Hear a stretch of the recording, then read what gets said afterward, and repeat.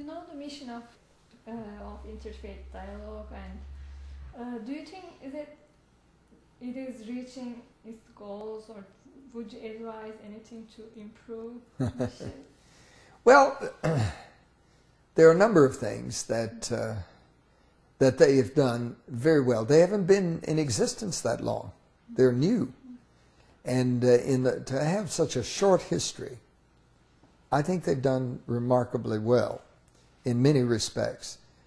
We attended a conference in Houston last November, and at the conference we heard some fascinating papers and some ideas, and this is happening around the country. And my wife, under her leadership and guidance through the university, it's going to happen here this year.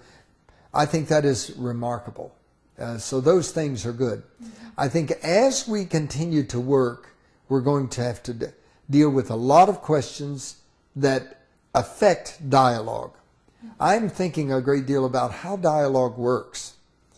You know, how do you get acquainted with other human beings? How do you know to sit and dialogue about your faith, about what you believe deeply, and to honor other people's beliefs and listen to them? Not in a way that threatens your own faith or belief, but in a way that helps you to enrich the way you live your faith in relationship to other people. And so I think they're doing a wonderful work in that respect, and they've got to do more of this. Now, we've talked some about there are going to be some issues that have to do with religious difference. We've talked a lot about the gender issue, and I know that's big in the world these days. It's not only in Islam, it is in Christianity, it is in everywhere. How are we going to deal with the most fundamental difference in the human family? Namely, there are two kinds of us. There's the male kind and there's the female kind. Yet we are to be together in the world. How do we do that? And I think that question will have to be addressed, because that is not irrelevant. And I think so many other questions are going to have to be addressed. For instance, if we're going to really deeply dialogue, we're going to have to deal with issues like economics, the environment, how we treat people of other faiths, you know, all other faiths, how we make judgments in courts of law over what is right and wrong. There are so many things going on in our world. And I believe that interfaith dialogue is going to be a critical part of that. And we're going to get pretty heavily involved. And sometimes you get involved around really serious differences. We do not all have to be alike. You do not have to agree with everything, I think, in order to be my friend or for us to share our lives together. In fact, I want to be able to walk hand in hand with people of other faiths, and I don't want them to have to deny their faith, and I don't want to have to deny my own faith. And I believe that's really possible.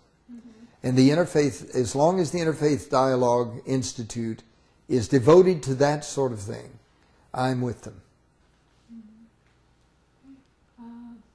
Would you want to give a message to people after your experience in Turkey and your involvement into this movement here? What would you say? Cut, please. Battery? Battery is... So I want to change the battery. Oh.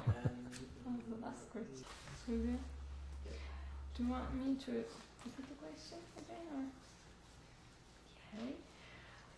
Would you give us a message actually to people here or people in the world based on after your experience in Turkey and your involvement in the movement?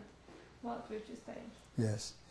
Yes, I think certainly my message to the American people, if I had a forum where the American people were listening, I would say to my fellow citizens that we have a deep and profound moral responsibility to know more about the people where conflict has occurred, even more about them than the people where there has been no conflict.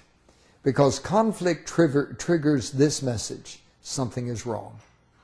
And where there is conflict and the message something is wrong comes forth, we have an obligation to address that, and to address it not in order to win battles or defeat other people, but in order to expand the human community. I believe the American people in general are people of good heart. I don't think they have evil intent. I do think I often get disturbed deeply about our policies and our government and what they do, and I speak out about it very straightforwardly when I get the opportunity. But at the same time, I believe the American people in general have a good will. I don't think they're always very informed. They don't know often what they're talking about. And therefore, I would encourage them to know and understand the people of Islam, the whole Islamic world, to learn everything they can about them, and to not assume they know things they do not know, or that they know things only because Fox News or CNN or some news program says that they know. No, that's not good enough. Meet people, learn about them, travel there, discover, and then begin to talk with folk, and you'll understand. And I believe that's much more needed than any other thing I can see these days. And if I were speaking to especially the Turkish people, I would simply be grateful for the hospitality that the people of Turkey have shown us when we have been there and visited, and their wonderful humanity, and especially our friends here in America from Turkey.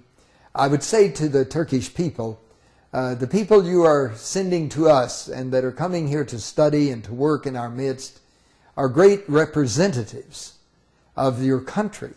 And that is a delight to know and to appreciate. So that's what I would probably say. Thank you. Thank you very much. Thank you so much. Thank you.